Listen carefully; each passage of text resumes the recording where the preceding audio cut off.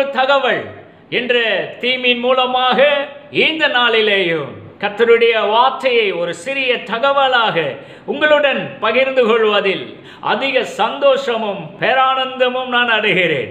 இந்த நாளிலே உங்களுடன் பகிர்ந்து கொள்ளும்படியா என்னுடைய உள்ளத்திலே எழும்பியிருக்கிற காரியம் இந்த வேதாகமத்திலே எந்த வசனத்தில் காணப்படுகிறது அப்படின்னா, புதிய ஏற்பாட்டில் மாற்கு எழுதின சுவிசேஷ பகுதி 11ஆம் அதிகாரம் 10வது வசனம். மாற்கு 11:10. அந்த வசனம் என்ன சொல்லுகிறது? கர்த்தரின் நாமத்தினாலே வருகிற நம்முடைய பிதாவாகிய தாவீதின் ராஜ்யம் ஆசீர்வதிக்கப்படுவதாக. கர்த்தரின் நாமத்தினாலே ஒரு ராஜ்யம் வரப்போகிறதாம். அந்த ராஜ்யம் எப்படி அழைக்கப்பட போகிறதாம்? தாவீதின் ராஜ்யம் என்று அழைக்கப்பட போகிறதாம். அந்த ராஜ்யம் ஆசீர்வதிக்கப்படுவதாக அப்படின்னு இந்த வசனம் சொல்லுகிறதுங்க. பலமுறை இந்த வசனத்தை நீங்க வாசித்திருக்க கூடும். என்னைக்காச்சும் ஒரு நாள் யோசிச்சு பார்த்திருக்கீங்களா? அது என்னடா, அது தாவீதின் ராஜ்யம் என்று சொல்லப்பட்டு இருக்குது, அது என்ன ராஜ்யம் அப்படின்னு யோசிச்சு பார்த்திருக்கீங்களா? பரலோக ராஜ்யம் அப்படிங்கிற வார்த்தையை இந்த வேதாகமத்தில் குறிப்பா மத்தேயு 13ஆம் அதிகாரத்தெல்லாம் வாட்சி பார்த்தீங்கன்னா பரலோக ராஜ்யம் பரலோக ராஜ்யம் அப்படின்னு சொல்லி ஏராளமான உவமைகளை அங்க நீங்க வாசித்திருக்க கூடும். லூக்கா சுவிசேஷ பகுதியில் பார்த்தீங்கன்னா தேவனுடைய ராஜ்யம் தேவனுடைய ராஜ்யம் அப்படிங்கிற வார்த்தையை நீங்க ஒருவேளை வாசித்திருக்க கூடும். ஆனா இந்த இடத்துல மாற்கு எப்படி ரெஃபர் பண்ணுகிறார் அந்த ராஜ்யத்தை அப்படின்னா, தாவீதின் ராஜ்யம் என்று ரெஃபர் பண்ணுகிறார். தாவீதின் ராஜ்யம் ஆசீர்வதிக்கப்படுவதாக அப்படின்னு சொல்லி. பரலோக ராஜ்யம் அப்படின்னா அது ஒரு ஆவிக்குரிய ராஜ்யம். கண்ணால காணக்கூடாத விதத்துல நம் மத்தியிலே இப்பொழுதும் இயங்கிக் கொண்டிருக்கிற ராஜ்யம். அந்த ராஜ்யத்தினுடைய பிள்ளைகளாக புத்திரர்களாக நம்ம வாழ்கிறோம். அந்த ராஜ்யத்துக்குள்ளதான் இருக்கிறோம். இதெல்லாம் நமக்கு தெரிஞ்ச சத்தியங்கள். ஆனா இங்க தாவீதின் ராஜ்யம் என்று சொல்லப்பட்டிருக்குது, அது என்ன யாரு அப்படின்னு நம்ம கொஞ்சம் யோசித்து பார்த்தோம்னா, நான் உங்களை பார்த்து சொல்லுகிறேன், இது வேறொன்றும் இல்லை, இந்த பரலோக ராஜ்யம் அல்லது தேவனுடைய ராஜ்யம் என்று சொல்லுகிறோமே அதே ராஜ்யத்தை தான் இந்த மாற்கு எப்படி குறிப்பிடுகிறார்னா தாவீதின் ராஜ்யம் என்று குறிப்பிடுகிறார். தாவீதின் ராஜ்யம் நம்ம வாழ்கிறதான இந்த ஆவிக்குரிய ராஜ்யம் பரலோக ராஜ்யம் தாவீதின் ராஜ்யமாக இருக்கிறது அப்படிங்கிறத இந்த நாளிலே நாம தெரிந்தவர்களா இருக்க வேண்டும். அப்போ கொஞ்சம் யோசிச்சு பார்க்கணும், என்ன அது தாவீதின் ராஜ்யம்? எந்த விதத்துல இது தாவீதின் ராஜ்யம்? நம்ம தாவீதின் ராஜ்யத்துல வாழ்றோமா? தாவீது ராஜாவா எங்காச்சும் உட்கார்ந்து இருக்கிறாரா அரேனையில அப்படின்னு ஒருவேளை நீங்க யோசித்து பார்க்க கூடும். இப்போ அதை நான் விளக்க விரும்புகிறேன். எங்க சார் பார்க்கலாம்? பழைய ஏற்பாட்டில் எசேக்கியேல் தீர்க்கதரிசன புஸ்தகத்தை நீங்க வாசிச்சு பார்த்தீங்கன்னா அதுல 37ஆம் அதிகாரம் 24வது வசனம். எசேக்கியேல் 37:24 அந்த வசனத்தை வாசி பார்த்தீங்கன்னா, ஆயிரக்கணக்கான ஆண்டுகளுக்கு முன்பாகவே எசேக்கியேல் தீர்க்கதரிசியினால சொல்லப்பட்டிருக்கிற ஒரு வார்த்தை. அந்த வார்த்தை இப்ப வாசிக்கிறேன், கேளுங்கள். எசேக்கியேல் 37:24 அது என்ன சொல்லுகிறது? என் தாசனாகிய தாவீது என்பவர் அவர்கள் மேல் ராஜாவாக இருப்பார், அவர்கள் எல்லாருக்கும் ஒரே மேய்ப்பர் இருப்பார்.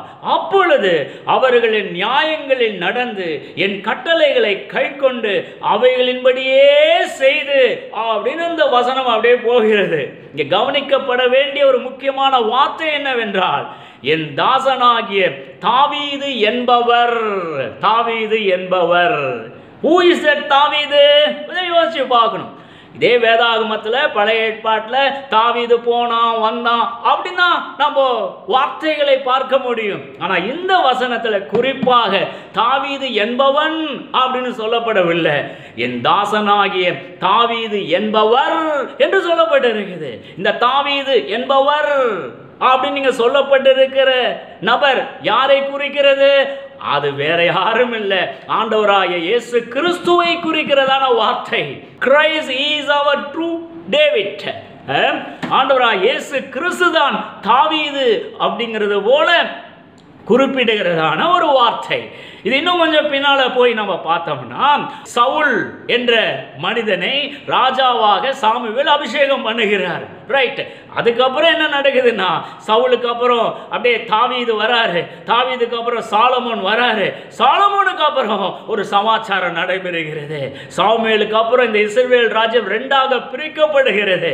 ஒன்று ரெகோபயாமுக்கு கீழே ஒரு ராஜ்யமாகவும், இன்னொன்று யெரொபெயாமுக்கு கீழே இன்னொரு ராஜ்யமாகவும் இந்த இஸ்ரவேலின் ராஜ்யம் ரெண்டாக பிரிக்கப்படுகிறது. இதெல்லாம் எங்க சார் பார்க்கலாம்?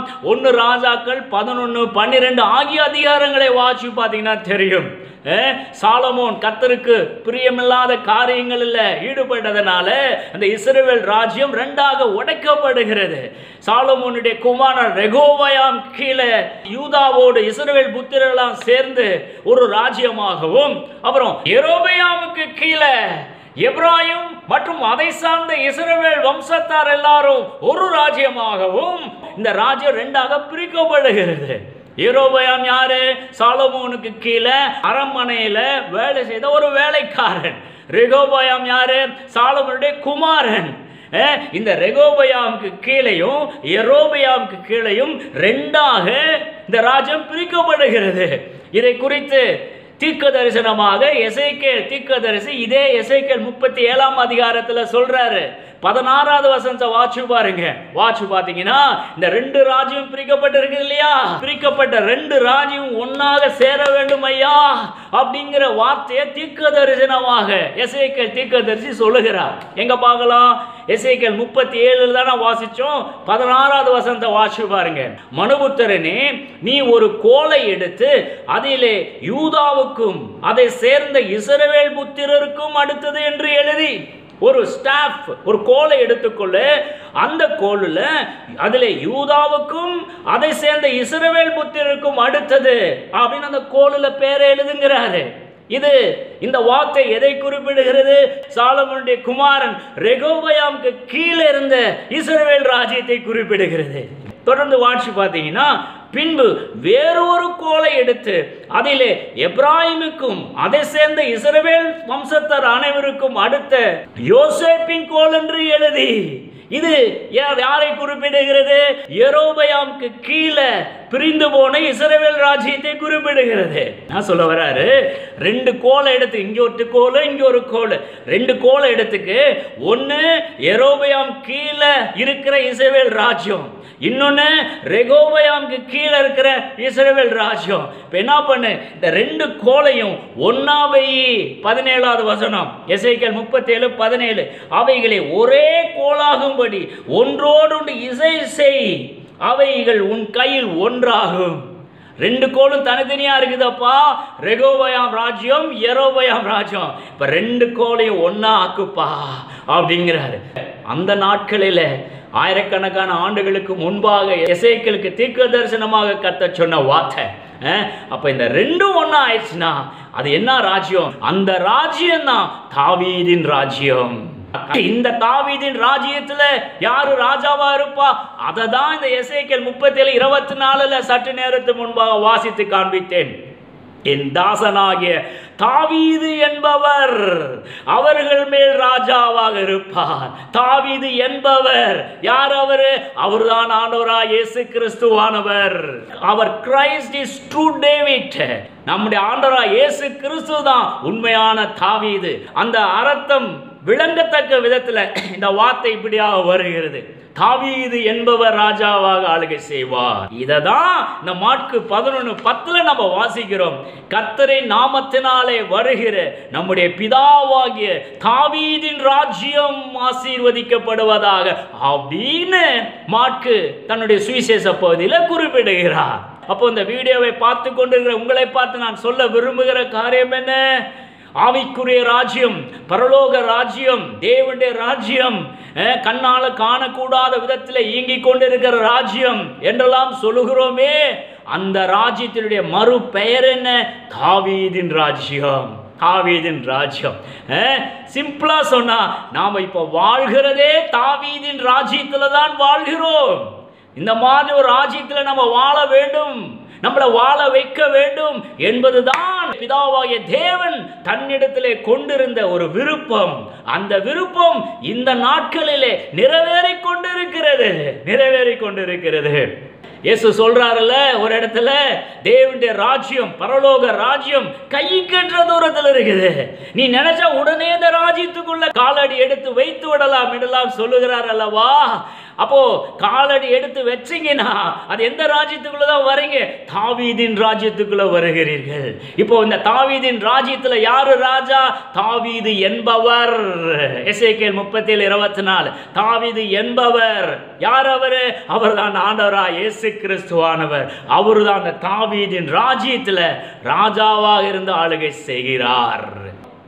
இந்த வீடியோவை பார்த்து கொண்டிருக்கிற உங்களை பார்த்து இந்த நாளில் நான் குறிப்பிடத்தக்க விதத்தில் சொல்லும்படியா விரும்புகிற ஒரே ஒரு காரியம் என்னன்னா, நாம இப்போ ஒரு ஆவிக்குரிய ராஜ்யத்தில் வாழ்கிறோமே, இந்த ராஜ்யத்தினுடைய மறுபெயர் என்ன? அதுதான் தாவீதின் ராஜ்யம். இந்த ராஜ்யத்தினுடைய ராஜா யாரு? தாவீது என்பவர் ராஜாவா இருக்கிறார். அவர் யாரு? அவர் வேற யாரும் இல்லையா, ஆண்டவராய் இயேசு கிறிஸ்து தான் இந்த தாவீதின் ராஜ்யத்தினுடைய ராஜா. இந்த ராஜா, இந்த தாவீது என்பவர் நம்முடைய தேவைகளை எல்லாம் இந்த தாவீதின் ராஜ்யத்தில் சந்திக்கக்கூடியவராக இருக்கிறார். எண்ணத்தை உண்போம், எண்ணத்தை குடிப்போம், எண்ணத்தை உடுப்போம் என்று எதை குறித்து நம்ம கவலைப்பட வேண்டியதே இல்லை. ஏன்னா தாவீது என்பவர் இந்த ராஜ்யத்தில் ஆளுகை செய்கிறதுனால அந்த தாவீது என்பவர் நம்முடைய தேவைகளை எல்லாம் சந்திக்கக்கூடியவராய் இருக்கிறார். இதான் மாற்கு 11:10 பார்க்கிறோம். கர்த்தரின் நாமத்தினாலே வருகிற நம்முடைய பிதாவாகிய தாவீதின் ராஜ்யம் ஆசீர்வதிக்கப்படுவதாக. இந்த இன்றைய தகவலை கர்த்தர் ஆசீர்வதிப்பாராக. ஆமென், ஆமென். Praise the Lord. Amen.